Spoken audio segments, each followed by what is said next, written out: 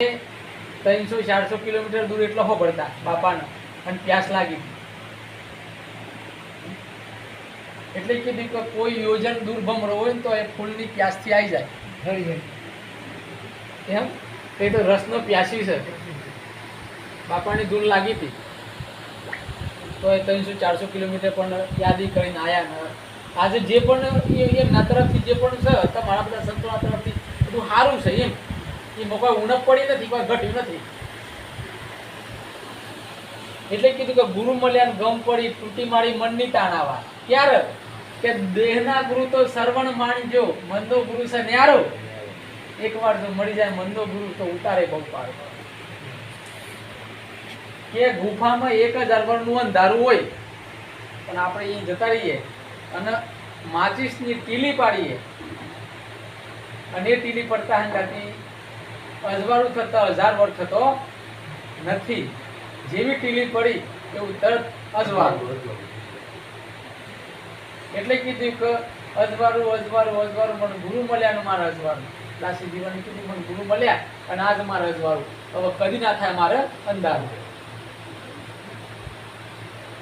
પણ કે જેની વર્તી અખંડ બ્રહ્માકાર દુર્લભ એવા સંતને સદગુરુ આત્મા પરમાત્માના બોધ આપતા નથી. સદગુરુ કોઈ આત્માનો બોધ ના આપે. સદગુરુ તો જેમ સહેમ જણાઈ દે. આત્મા આવવાની નિરાત બાપુએ કીધું કે હમે જોગી અલખ અનાદિ પાર બ્રહ્મ છે પારા નામ રૂપ ફૂલ નહીં હમાડીને કબૂતર નહીં અવતારા આયો નહીં જોયો નથી. તો આ ભટકણ હે નહીં સર એ ભટકણ હતી એ ગુરુ એ વારી ભટકણ વર્તી શિવદાસ ભગતે કીધું કે તારી વર્તી વાળીને તું ઘેર લાવી લે. આ વર્તી વાળીને તમે ઘેર લાવો. ભટકણ વર્તીનું હતું અને ગુરુમાં આજે ઠામ હે ને પાડી એ વર્તી વાળી જો વિષયમાં ફરતી હતી રૂપ રસ ગંધ પડશમાં ફરતી હતી બાહ્ય ફરતી હતી એ ગુરુએ એ ઘેર લાવી જે ઘેર મૂળ હતું અને એ ઘેર લાવીને ઠરાઈ એ વર્તીને વસ્તુ બધોના ગઢમાં ભ્રભ્રમ માકડ થયું. સ્વયં સત્તા તો છે જ આગ છે પણ આગના હરગાવોની તો સુધી એના પડશ ના કરો તો સુધી ખબર પડે નહીં. એક દર્શનાંત છે એમાં 3 બુડિયા હતા ઓદરો અમાર બુડિયા કે એટલે આગ હરગાઈ શિયાળાનો દિવસ હતો એટલે આપણે જો મોસ બેહેલા જે તાપણી કરીને બેહ્યા તાપતા હતા અને આ તો અહીં નીકળ્યા કે આ બધા માણસો કરે શું આગથી શેક્યું એટલે અંગારા પડેલા લાલ લાલ એટલે જોયા કે આ માણસો કરે આપણે યાર ઠંડી ઉડાડવા કરીએ પછી બધા ઓદરા ભેગા થઈને ચણોખડી લાયા લાલ કલરની ચણોખડી પેલી વાડમાં આવે પેલી ઓ ખબર આપણે લાલ ના ચણોઠી એ લાઈન વચ્ચે મેલીને પછી ઓમ હાથ કરીને ઓમ કર્યું એટલે પેલા માણસો તો અહીં નીકળ્યા કે તમે શું કરો છો એટલે કે તમે કરતા હતા એ અમે ઠંડી ઉડાડીએ છીએ એટલે તમે ઠંડી ઉડાડો છો પણ અમે કરતા હતા એમાં તમે ઓગળી ગાલી હતી તો ખબર પડે તો ઓગળી ગાલી તો ખબર પડે કોણ ઠંડી ઉડે ઠંડી ના ઉડે આપણે ઓમ થઈ ગયું છે ઘણી જગ્યાએ ચનોકડી વેનલાઈ અને ઠંડી ઉડે એમ ના ઉડે. બાપા જેવો મળે ને તો 500 કિલોમીટર એ લીટના નોમના લીટા પાડી દે હોય નહીં. આપણે તો આટલાના દેશના છીએ બાપા એ દેશ વિદેશમાં બાપા જે પણ આજે હોય નહીં એની દેશ વિદેશમાં જે કારો છે. આમ જેના ગુરુ પારબ્ધ જેના ગુરુ પારબ્ધ મળી હોય ને શિષ્ય જેવો હોય એટલે આ જે ઘટમાં બોલે ને જયદેવ જ બોલે છે. એટલે સદગુરુ મળે એટલે તમારે પહેલા તો તમારો ઠામ બેહાર દે ભાઈ તારે કરવું હું આજે ભરતી 12 ફરતી હતી એક ઘેર લાગ્યા. પણ અત્યારે વધારે પડતું દેહિક થઈ ગયું છે. જો અહીં અર્થ દેહિક ગુરુ કે નામરૂપ ગુણકાર નાશ અને ચોથા પદ અવિનાશ તાળી પાડી દીધી. નામરૂપ ગુણકાર નાશ ને ચોથા પદ અવિનાશ પણ અવિનાશ ને જોડ્યું નથી. અવિનાશ ક્યાં ઉકન બાપુ એટલે કે તો ધ્યાન ધ્યાન જણાય છે પણ ના સદગુરુ મળે ને એ દંડભ્રાંત જો તારા ખુલી જાય. કીધું ને કે ગુરુ મળે ને તરત જ વાળું. એટલે સંતોએ બોલ્યા હંસા ગઈ તી મારા ગુરુજીના દેશમાં જજર હર જ્યોતિ પ્રકાશ અગમ ઘેરે જઈ સરી. જો જરહર જ્યોતિ પ્રકાશ અગમ ઘેર જઈ સરી. જે ઘરની ખબર નથી ત્યાં ગુરુએ મેલ્યા. જે ઘરની આપણને ખબર નથી ગુરુએ તેઓ શેરા લગાડ્યા.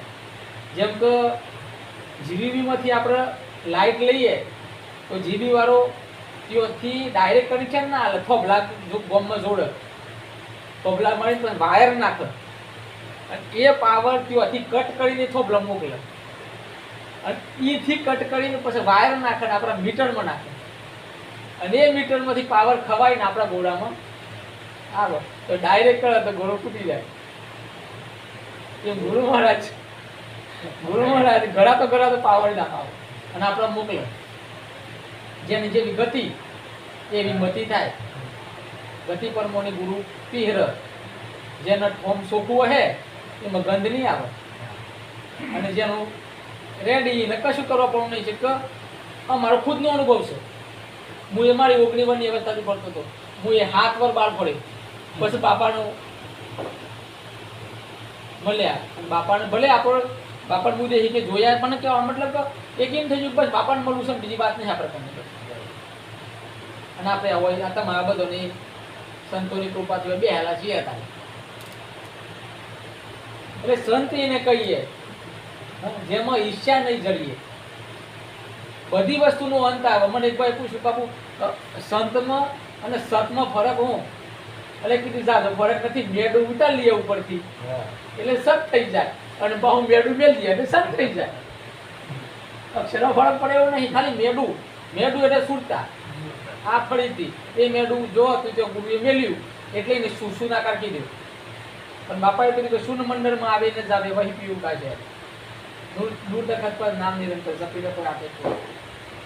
8 પોર નિયત બાપુ કે હરતા ફરતા ધંધો કરતા નામ હળીનું ધરવું નિરાત કે આ તો નિષ્ઠાનું ફળ છે. અધરમથી નહીં ધરવું મળ્યું છે નિષ્ઠાથી. આપણને હિન્દીમાં શબ્દ ને કોઈક નિષ્ઠા હાથમાં લઈએ હે કે આમાં આરો મળ્યો છે તે જેમ વાપરીએ એમ. સત્તા કનારી આપણને ગુરુ સત્તા પણ આલી દીધી ને આમ તું જેમ વાપરીએ કોઈ ભગવાન કોઈ અલ્લાહ કોઈ ઈશ્વર કોઈ એમ કરવાનો કોઈ ફેરફાર નહીં કરી શકે. આ સદગુરુએ જે કોળો કરી આલ્યો શરીર એમાં તમારે જેવું જીવવું છે તમારા હાથમાં સત્તા છે. આમાં કોઈ ફેરફાર નહીં કરે. તમે જેવી પ્રકારે તમારી વર્તી ઠેરાય ને એ પ્રકારે તમને મળવાનું છે. અને બાહ્ય તો હતું જ પેલા એ ગુરુ એક ઘેર લાયા. હવે એ ઘેર થી ગુરુના વચનમાં વર્તી રાય. ગંગા સંદેશ કીધું વચન વિવેકી જે નર નારી પાનબાય એને બ્રહ્માદિક લાગે પાય. વચને વળ્યા બરાબર. જે વચને વળી ગયા એ તો 3 લોક મૂકી પૂજાયા. જે ગુરુ વચને વળ્યા. ગુરુનું વચન હું કે ભાઈ કામ ક્રોધ મોહ તારા કામના નથી. બરોબર. તારા કામનું જે માલ છે જેમ કે આપણે ભેંસ હોય ભેંસને તમે 4 નાખો પણ એમાં આકરાનું પોણ નાખો. આકરાનું પત્તું ભેગું નાખી દો રાતે અંધારામાં કોઈ જોતું નહીં વા અને તમે 4 નાખો અને તમે હવાડિયા જુઓ તો એ સાર બધી પૂરી થઈ ગઈ છે અને આકરાનું પત્તું પડ્યું છે.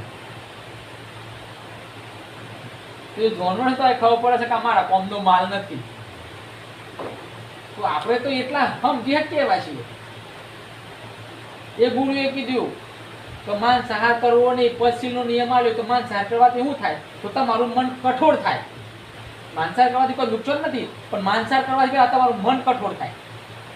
તમે દયા પ્રેમ કરુણા ના કરી શકો. એટલે એ ના પાડ્યું તો ભાઈ આ તારા યોગ્યનો આ તારો નથી. આ ખોરાક રાક્ષસી ખોરાક છે અને એના માટે મેં પ્રકૃતિએ નિર્માણ કરી દીધું છે. એટલે રાક્ષસી ખોરાક વાળું જે પ્રાણી જન્મ એના દોત મોટા હોય, એની ઓખો જન્મથી બંધ હોય, જીભથી પાણી પીવે, એના નખ મોટા હોય.